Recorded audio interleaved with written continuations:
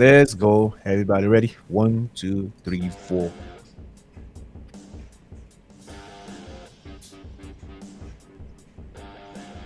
Me, they take us. Welcome everyone, it's your boy Day. Welcome out to the Amigos show. Glad you all are here. Hope you all had a wonderful game 21. There's a lot of games, and some of our amigos here are happy. Some of us are not, but life goes on. We have to smile and just focus on the positives. Amigos, you're welcome. Glad to all have you back here, ready to start the show. We'll start with our resident amigos. Amigo Sam, how are you doing this evening? Doing wonderful, sir. Very thankful. I'm sure you are, especially how Nunez saved you all closer to the title. We'll definitely talk about that as a highlight. I can see your excitement. Amigo Ayo, good evening, sir. How are you?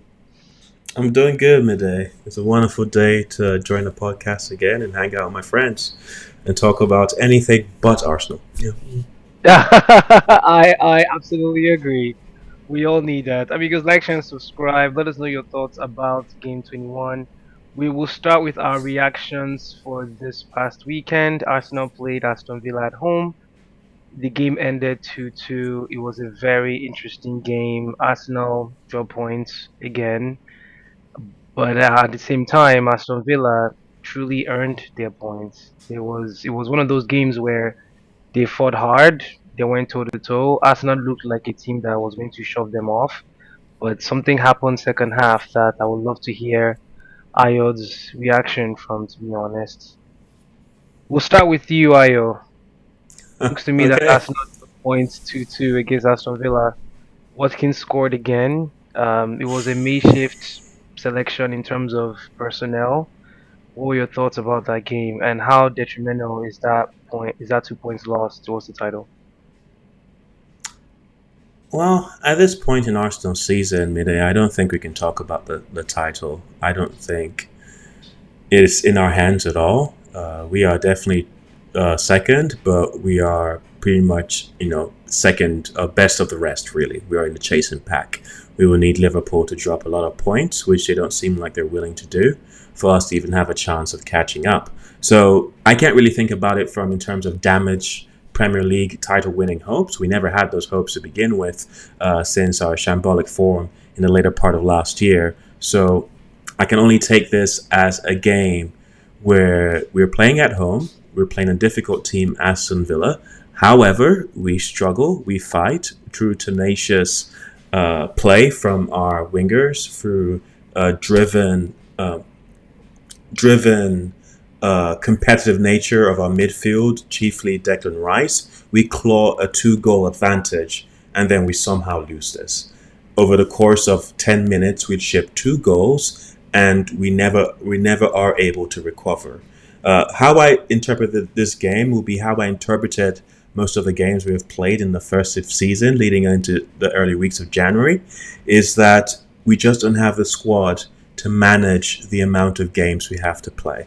These are competitive games. We have played against Newcastle. We have played against a momentarily resurgent Man United. We have played a North London derby, and now you're asking us to play Aston Villa, one of the more dangerous teams in the Premier League. So a 2-2 on its own is a fair result for where both squads are, given the fixtures and how light our offense is. However, I would say as a takeaway, the way we defended for the second goal was unforgivable.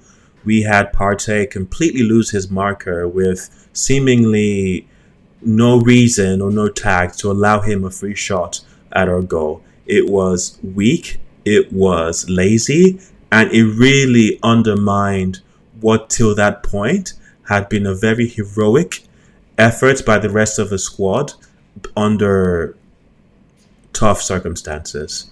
I'm disappointed in not getting a reward for what we did so well throughout that game. However, the result just makes it clearer that we need reinforcements in January. Like, what do you guys think? Like, this is not enough. Sterling coming in after substitutions is just not enough.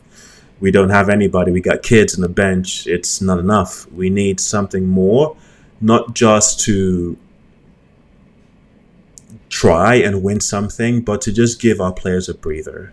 They look exhausted, they look dead on the feet, and they just need reinforcements. And it's not fair to some of these players to keep trotting them out every 3 games and expecting them to give a top tier performance when clearly they don't have the fitness to do that. So they either get supported or we you know we stop talking. We just watch. I'm falling into passivity midday. I don't know how else to say it. I don't feel anything or nothing. No, I can totally understand that. It looked to me that one of those games where, again, it goes down to quality. A goalkeeper like Emiliano Martinez had a worldie against Arsenal, and that also tells me that Arsenal they're trying to score goals. They just don't have the quality to put the ball in the back of the net. And when you have a goalkeeper like Emiliano Martinez, to me the best goalkeeper on the planet, having to save multiple shots on goal, your team is doing something good. You just have to find someone else that has a better quality than what you already have to pull the ball in the back of the net. And I'm not just talking about your number nines. I'm talking about your wingers as well. It's not just the striker that has to get all the goals. Players like Martinelli, yes, he's scoring, but how consistent can he be scoring? Very surprised Trossard crossed that goal to allow Havertz scored. That was just shocker to me. I've never seen Havertz. Sorry, I've never seen Trossard cross the ball before. But it looks to me like they're trying to diversify their means of attack. But it still boils down to the fact that you do need quality up top. Before we wrap that segment up, I'm hearing rumors about Vlahovic, of Malone, and Sesko in the summer. Would you take those two, based on your circumstances? Well, with Vlahovic, I don't think he is a long-term solution or someone we should be looking at based on his physical profile, his conversion rate, and his age. So none of those are positive for the amount of money we'd have to part with. However, Wait, he is struggling for game he's time. Sorry? 23. He's like 23. He's 23? I don't think he's Yeah, 23. He has to be he's older. 15. No, no, no. He's young. He's actually young. Really? He's just been playing Yeah. for a while. Yeah, at the young age. Really? Well, Mm-hmm. I thought he was older. I apologize, guys. But I still don't like him. I don't like him anymore. I've Mm-hmm. watched him for Juventus. If you think Havertz is frustrating, Vlahovic is way worse. He doesn't have the speed. He doesn't have the physicality, and that's what we're looking for. Sesko is the ideal player. You either get Sesko or you get Isak. Isak, we don't think we can fit in our budget for the prices you're quoting, which is fair given his injury record. But Sesko will be a game changer. But most importantly, we need to figure out what's going on with our left wing. I am a big fan of Trossard, and his display against Aston Villa reinforces that. I'm also a very big fan of Martinelli. However, they are not nailed-on starters. They are rotational options at best, at least at this very moment. And so whoever is going to be the nail down on the left side of our attack needs to be sorted. And that in combination with getting some people back, there's a really, really strong talk of Zubimendi. I think you get him in the summer and the midfield is sorted, and then we look to attack. But I am not hopeful about getting anything this season. I'm not hopeful about any cups. I just hope we can stay in a Champions League position by the end of the season, and then we go again next season. Yeah, Valvik just turned 24. I made sure I double checked that, so I was right. He just turned Yeah. 24. So yeah, He plays like he's 50, Midday. Yeah. he's 50. No, that's Maybe that's fair. why I got confused. Yeah. No, that's fair. That's fair.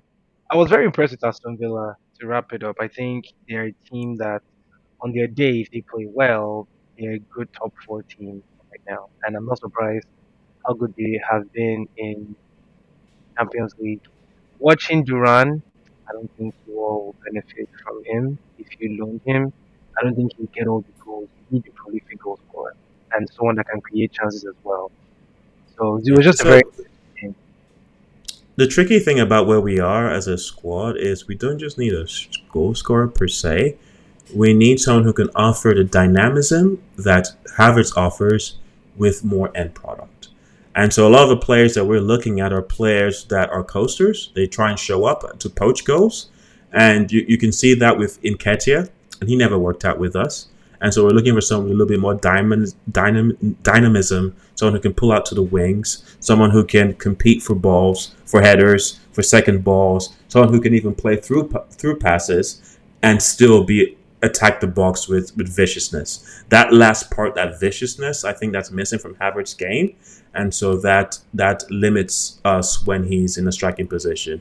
It wouldn't be so bad if we weren't suffering so much on our wing, with Saka being gone and not having a quality player on the left. So we're struggling on both sides of that attack. Interesting. Amigos, like, share, subscribe. Let us know your thoughts about that very interesting game. Arsenal drawing with Aston Villa 2-2. Moving on to a very fun game between Liverpool and Brentford.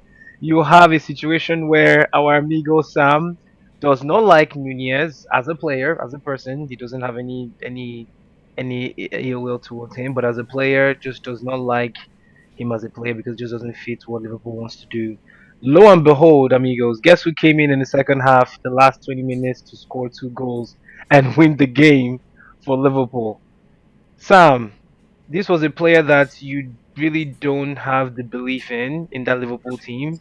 When Salah was misfiring, Jota was misfiring, Gakpo was misfiring. It was one of those very frustrating games where Brentford tried to nullify your attacks and try to counter based on when they had the opportunities. They had chances as well too, but not as clear cut. On comes Nunez, on comes the two goals to wrap up the game to move even closer to the Premier League title. Your thoughts about that game, Sam? Man, uh, excuse me. There's so many things that I can say about the game, but hey, big shout out to Nunez. Like you said, I don't have a problem with him, with his person. I like his work rate. I just think the conversion is just wasn't always on point, and I think everybody knows this. But I've spent a lot of time to think about it. Like every player needs some level of confidence and game time change to change their game and ultimately change fans' perspective of them.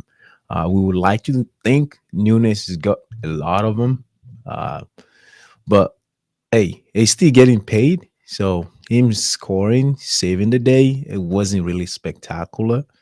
In as much that it was, it's something that we love, it's something that we appreciate. But again, I won't take that credit from him. He came in on point at the right time and listened to the coach. So it takes a lot of guts to make a substitution. That's one big credit to Arne Slot now. Make the right substitution, which he's done well since he's been on board. I like his early substitution, and if two substitution and not getting it done within 10-15 minutes is changing things again. So Nunes sat on the bench, started the game. I really hope he started the game. But just like everyone kind of predicted, imagine Brentford wasn't going to be an easy game because of two reasons. One, they are really a strong defensive guys, and not only that, Liverpool is already tired coming off of Nottingham Forest, which, as predicted, was a draw game. So what I saw Liverpool doing in that game was just trying to kill the game in the first 20-30 minutes. We just came in and just want to also and kill the game. And sometimes it doesn't work like that, especially when you have a very defensive minded team and also a very attacking minded team as well. Brentford is so underrated. When you go look at the game statistics, they had six offside. They were very defensive, but at the same time, when it's time to go, they were going even faster than Liverpool. So, big credit to Brentford. I'm not going to take that away from them, but I think my Liverpool, we could have done better in terms of being more strategic. Put the ball down, let them draw them out, and let's see what would happen. We also missed a lot of chances. We had about 30. I put it down earlier, so I'm gonna look real fast. We had about, godly, I don't even have the number. A lot of short, but about eight of them were on target. About 30 something or 37 short or something. Eight of them were on target. We were just missing balls. So it was a difficult day, but thankfully Nunez came in, listened to the coach, like, okay, just calm down. Just draw them out. You will get the ball. And that's why when you look at the two goals, the first one, hey, they were already like out there. They thought they were going to score us at some point and win the game. They were already on fire. So that's what killed them towards the last minute. I'm sure, and a lot of fans, their fans would not like that. Even Arsenal fans for sure would not like that we finally won the game. But I was ready to take like draw in that game. But I was also counting on substitution. Like if there's anything that can change the game for us, it would have been substitution. I knew that before we got into the game because we were all tired. The top 11 is tired, so you have to make substitution. I'm glad he saw about Cody Gakpo and Luis Diaz. I really think Luis Diaz should stay longer. Cody Gakpo should have gone sooner because he just didn't have the best of the best game. But overall, big credit to Van Dyke as well. Very defensively not minded. It was solid in the back. He saved us a lot. And I think Allison also showed up a little bit compared to the last two games. Um, Unlike Arsenal, which I feel for Arsenal when I was talking earlier about not having the proper squad. I think what weakness that Arteta has, from my own opinion as a non-Arsenal fan, boy, soccer loving fan, is they just never had the resources, or maybe they do, or never had the time to build their substitution, have a strong substitution. Because now that would have been what would be helping out in some of these games. The quality on their substitution is just not good. It's not been great in the last 2, 3 seasons. And I think they need to start focusing on building food squad and immediately start having a strong backup. So I know I might have a thought on that, but I really think our substitution saved us in that game, and they've been saving us too. The last game that we won with Simicast coming in and whoever scored the ball. Uh, so substitution is very very important, especially as the game gets stacked up. Games get stacked up, and you can probably see that in Man United as well, which how we yield the floor so that you can talk about United. They just don't have they don't even have a good full squad right now. So thinking about substitution just doesn't cut it. So some of the things they are facing, it has to do with tactical. But I also think some of these players are tired, just like across the board. Everybody's tired. The game, there's plenty of games, and you just have to be able to switch, 2, 3 guys out periodically just to, uh, you know, give yourself some winning power. So yeah, You hit the nail on the head, Sam. A winning team. If you want to look at a winning team, don't just look at their starting lineup. Look at their bench as well. When you have players of the caliber you have on your bench, Liverpool for Liverpool, you wonder why they are pushing for the title. If you look at Man City, they have more than 200 million pound bench, and they do have quality as well. They might not be playing well, but on their day, their bench can start for them. Arsenal, their first 11 is very strong, and their set piece is very impressive. That's why they've been surviving. They do have a gap in their squad in terms of who comes in from the bench. A lot of them are very young. The quality just isn't there as much. United is worse out of all of those three. We don't have a bench. Our bench is just filled with people that just make money that they're not earning, and they haven't been earning really for the past year, to be honest. And you wonder why we are 13th on the table, and you both are top five. The reason why is because you have a squad, which leads me perfectly into Man United and Brighton. United losing to Brighton 3-1 after scathing over Southampton that same week during the double week games that we had. Ahmad, it was more of an individual performance from an Ahmad standpoint. Ayo, before I start talking about the demise of Manchester United, You want me to go based on again? based on what we know about United and how weak their squad is, especially if not having someone from the bench with quality coming in to change the game compared to what Arsenal and Liverpool has. Before we start talking about United and their demise, how strongly do you feel that having a squad of quality, meaning you have players that can come in from the bench to change a game, how important do you think that is to the point that would you be willing to buy players that can start and then move the players that are starting now to the bench to build a stronger squad? Or would you just focusly rely on youth and develop them over time? Well, the pipeline is working. I would say it's working really well. Some of the players we let go, Nketiah, Nelson on loan, Emil Smith Rowe, are academy products, and we sold them for good money. Two players that have made strong impact this season. One in particular in Miles Lewis Skelly are academy products. So I think that pipeline is working. Where we are now is we're in a limbo state where we want to make room for better talent. And so we sold the likes of Nketiah, Emil Smith Rowe, and Nelson. These are players that do not challenge the first 11, but however, offer depth, in terms of rotations in case of injuries, and we let them go with the intention of bringing actual players that provide competition to the first 11. So they wanted to bring in talent. So Sesko was one of them. Nico Williams, the winger, is one of them. We're still looking at him.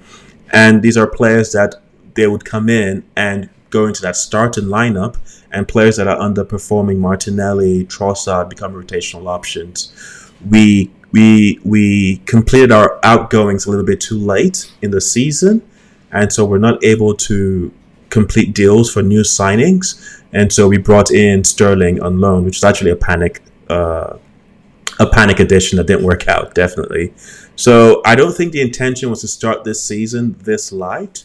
However, we did, and it backfired spectacularly with the level of injuries we've sustained. This is something that has to be put at the feet of probably not even Arteta, because he made the players that he wanted pretty clear.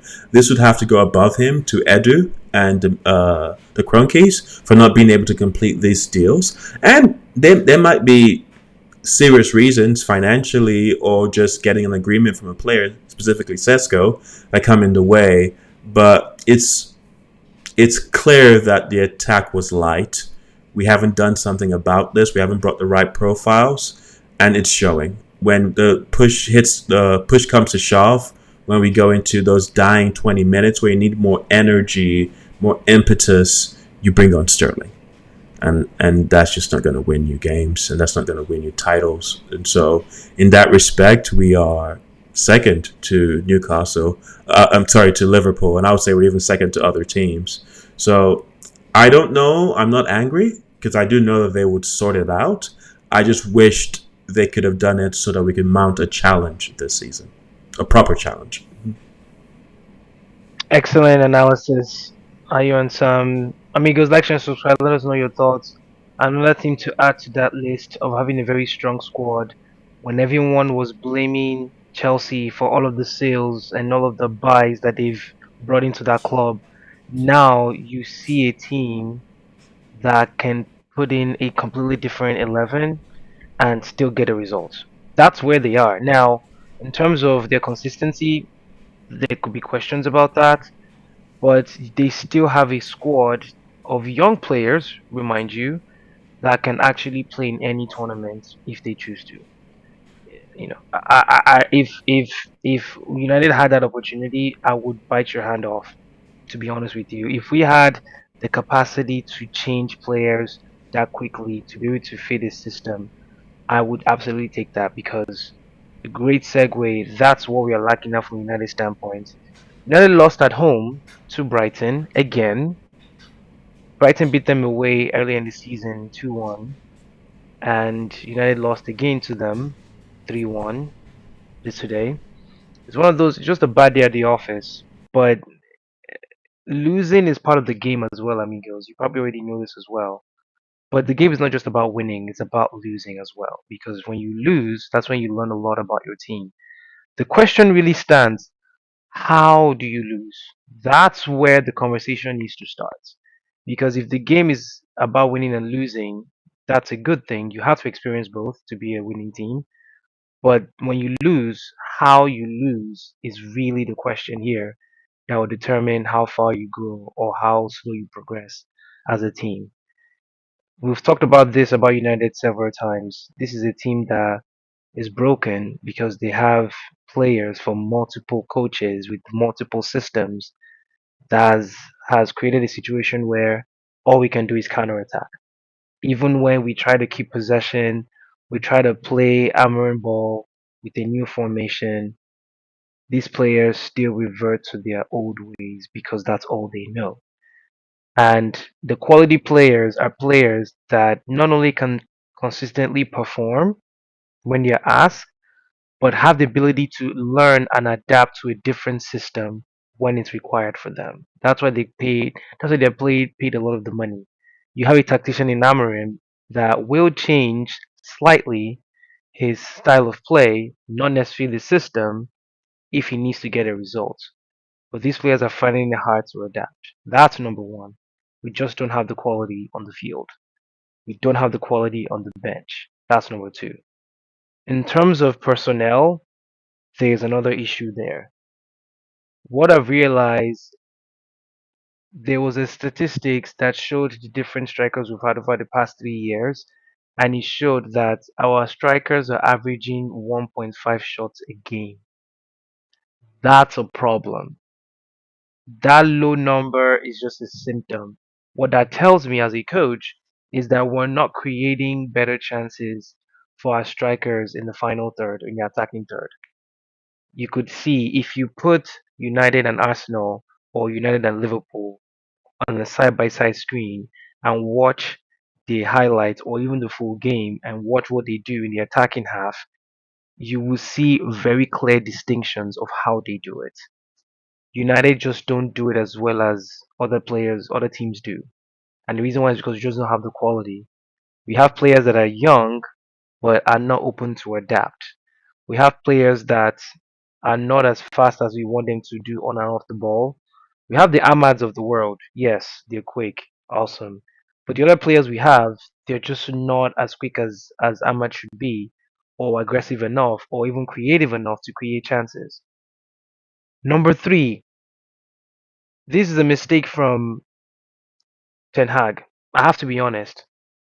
Onana isn't a goalkeeper that should be starting in the Premier League team. He has his qualities, don't get me wrong, but he's better as a second choice goalkeeper in the Premier League team.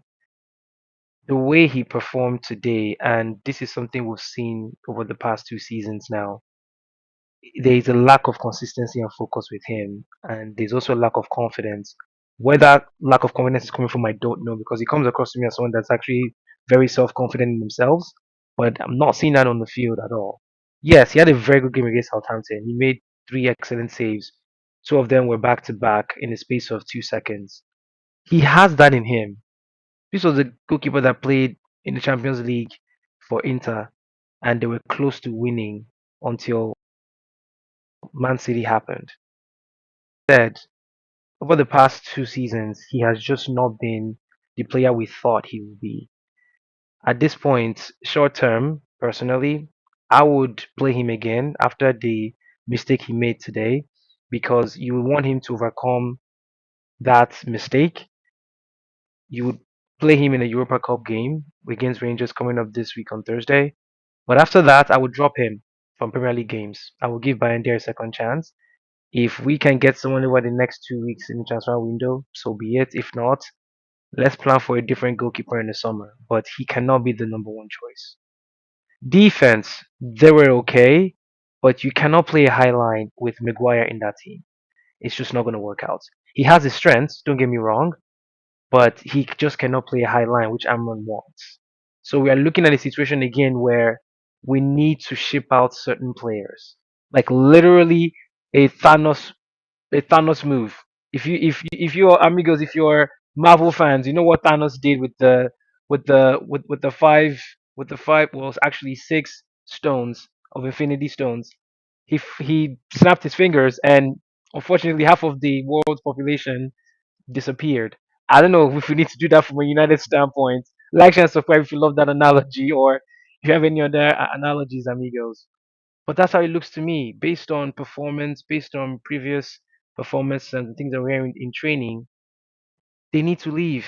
We need a completely different team. Some players we can keep because they can be molded to be better players within the right system. Some players cannot survive in this system. They just cannot. And for Amorim to say what he said today, and these were his words, we are being one of the worst Manchester United team ever. And that's 143 years. That's a damning indictment of where we are as a team. Now, is there a light at the end of the tunnel? Yes. That light is dim right now, but it's not going to take just this transfer window. It's going to take the summer. It's going to take changes up top. It's going to changes in personnel. There's a long way to go. Short term, if we can get a striker and a left wing back for this team, we may be able to survive relegation and move us back to top half of the league. Our next goal is to win Europa League. That's literally all I can say right now.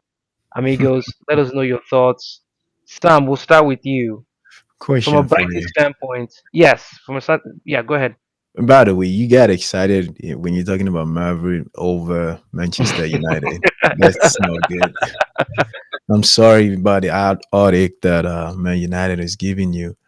But at what point do we start calling out the coach? Because I know it's too early. Do we think his formation makes sense with this kind of struggle that Man United is struggling with? As a coach, I think personally, I think what you just need to do is try to calm the storm. You know, it's okay to go into some games and expect to get a draw, even at Old Trafford. I think it's okay. That's why it's okay. How do you do that? You start with your formation. Let's shoot for a draw. Let's minimize the digging of the hole that we're in. Because I feel like most of their goals are coming from them going up front too many times. Their defense is in shambles anyways. Their formation, there's always three, and those three are never there. Even the goal that Mazurari let go of whatever player that was from Brighton, I just think if you're one on one with him and you're paying attention, there's no way he will outrun you. Um, I think the formation too, you have to accept the fact that you cannot play 3-4-3, whatever is playing right now with the players you have, especially with Onana not being an extra man in the goalpost. So maybe you need to start thinking about 4-3-3 and also be a little bit defensive so that you can calm the storm. And hey, if Garnacho's head turns around and he start playing well, maybe he can be the guy that would, you know, be over there doing some counter attack for you. For me, I watch my United's game. I just think Maguire in there, 3-4-3 sometimes, Onana, all of those things, he's just gonna keep compiling to the problem. That's one. The other thing is, will you take Danny Welbeck back for a loan? Based on what we have right now, yes.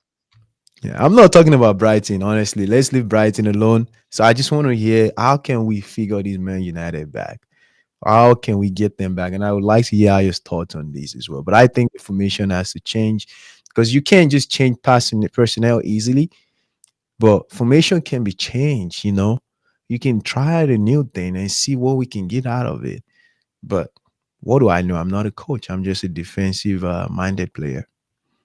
Let me quickly answer your question, and I would love to hear Ayo's thoughts. Formation wise, the reason why I would stick to that formation is because whatever we've been doing over the past 5 years isn't working. It isn't working.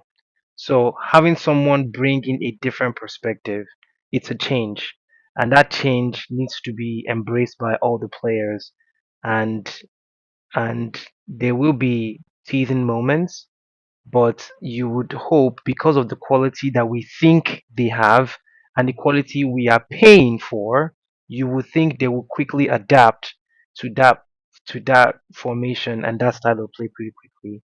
but it's clear to see that they don't have the quality to do so. That's number one. Number two, to your point, I would stick to that formation. Now, does Amorim tweak the formation? Yes, he does. He's not just completely sold on 1-3-4-3. Depending on who has the ball, it does adapt.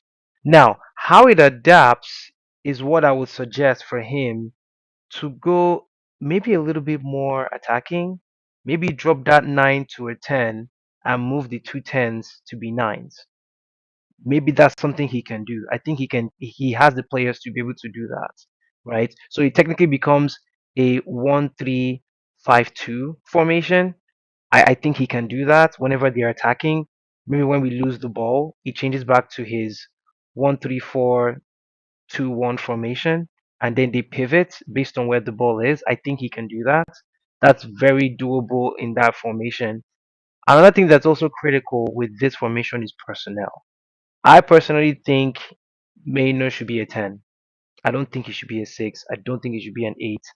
I would rather have Ugarte and Bruno in that 8 and 6 and have Maino as a 10 on the left. And then when we have to make a substitution, bring in Collier, take out Bruno to kill the game. Because at the end of the day, that formation requires really two sixes in that formation. They require two sixes to hold that line down. With what we have and with injuries, this is all we can work with. There is nothing else. We just have to keep training, have to keep understanding what he's demanding from these players, and just adapt. But he needs to make some selection changes. Bruno needs to come back to a 6 and have him ping the balls and just stay there and be disciplined. Move Maino to the 10 on the left. Keep Ahmad on the right as a 10. Play Xerxes more. Or drop Xerxes to a 10, move the two tens forward to be nines whenever we have the attack. I think that would work personally. That takes the pressure off Xerxes to score and allows Ahmad and Maino to actually get forward and combine more, and then maybe give Ericsson a chance at 10 in the second half. I would remove Onana personally. I would take him out. He doesn't play league games for me anymore. I'll give Bandier a chance. Maybe leave on the Arsenal game that he did some very heroic goalkeeping performances. Give him that situation. But at the end of the day, we're in a hole and we have to dig ourselves out. Ayo, your thoughts?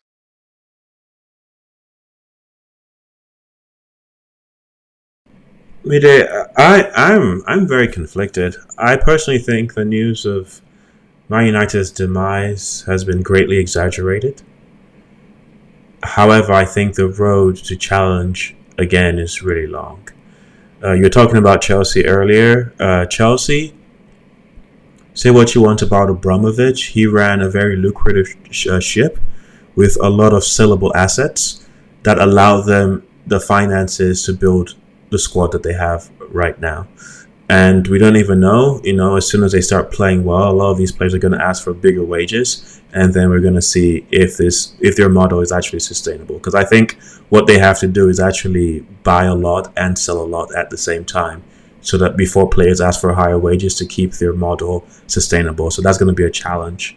Man United don't have the assets, and they have spent really, really poorly. Not just for 3 seasons, but 5, 10 since. So any idea that they're going to do a massive overhaul of the squad, I don't think that's happening. I think that's also a big part of Amorim coming in this soon, was the belief that he was going to see if he could extract water out of rock, really see where the potential can be and what can be salvaged, and bring what certainly looks like $1 billion rebuild down to more reasonable numbers. I like the squad. Well, maybe not the squad, but I like the personalities. I like the energy. I like the all that are given. I just think this is what is the result of just poor squad building over the course of a decade. This is what just you have. Square pegs for round holes. And this is the same problem Hag had. This is the same problem Amorim is facing now after the bounce. And there's no easy answers, and there's no answer that evolves one or two transfer windows and you're going to fix this. This is a complete renovation of a mentality of everybody top down. We are a mid table club. Anything that's anyone that's talking about Europe, I just think the competition and the how cutthroat a lot of the teams are, especially in that middle bracket where you have the Brightons of the world, the Bournemouths of the world, even Brentford as well, where any slip up, any kind of lapse in concentration, they will cut you. And we're reading like a lot of these games where these players are doing this to your team, and unless your team is significantly better, like really miles better, you don't stand a chance. You almost have to adapt. And I don't think Man United have taken on that mentality to heart of we need to take a step back. Kind of like what Sam was saying, where it's like, okay, maybe we're actually coming here for a draw. Which is a very sobering thing to say as a Man United player, as a Man United coach, as a Man United player. But maybe that's all we can expect from where we are. And I don't think there's enough of that realism in that squad, in the management, and maybe even in the fan base as well. So I don't want to throw the boot, the metaphorical boot, as Alex Ferguson would do, at the players' heads, because I think they've shown really, really great performances in the last week and a half, and so you have to almost buttress that with what you're seeing now. It's you're in for a very, very long journey, and there'll be plenty ups and downs before things stabilize and things start to look well. So yeah, some players have shown a lack of trust. You can't just trust them. Onana, you raised, but for some players, you just got to give them time. You really just got to keep working with them. They keep needing to learn the position, learn what's required, and improve. There's potential in Xerxes. Garnacho has shown a new lease of life, and maybe there's new leases coming back. Dallo comes back from a suspension. Sure, I don't know. Lifts gets off that physiotherapy table and gives you a shift, and maybe you feel like you're better. But till then, you just gotta keep slugging, really. Yeah. We to have players like Mount, Casemiro, Rashford. These are players that have played in Champions League. Some of them have won Champions Leagues. For them to not even be available to play is just a highlight of where things are. Some people might blame the coach for not putting them in, but if the mentality isn't there, why should the coach put them in? Sam, to answer your question about some of the players we have, if they don't have the right mentality, there's a reason why Amorim isn't going to play them. I see him as someone that if he sees something that isn't right, not just what you say, but your actions, he will use that as a reason to not. And I think the reason why he's doing that is because your mentality shows not just by what you say, but what you do. To your point, it's going to take a lot of time for this team to recover. Amigos will be here every step of the way to react to those changes, not just from a Manchester United team, but these are long-term questions. Will Arsenal be able to overcome that leap to be champions of the Premier League again? Will Liverpool actually win this Premier League this time? Will United ever get back to top four? Before we even start talking about Premier League title, can they even get to top 10 and then top six and then top four? We'll be here to not just share our thoughts with you, amigos, but also to hear your thoughts and comments as well. So you know what to do, amigos. Like, share, and subscribe. Let us know your thoughts. I hope you have an interesting and warm week ahead. Look forward to another content coming up soon. As always, stay positive, and we will talk to you all soon. Take care, guys.